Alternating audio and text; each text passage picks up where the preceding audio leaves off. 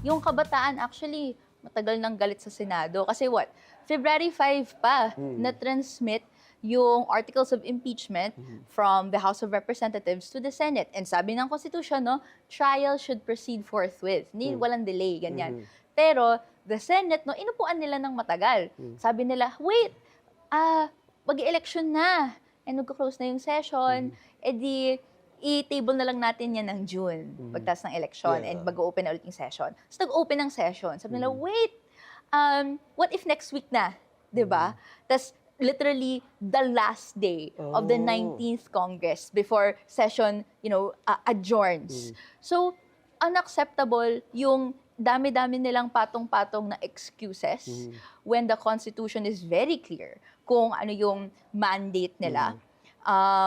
And ngayon, we're in this constitutional political crisis Right. kasi hindi man lang maharap ng mga dapat na hinalal natin na mga opisyalis yung kanilang pangailangan. We should all be angry. And actually sa youth, we established a network, no? Leaders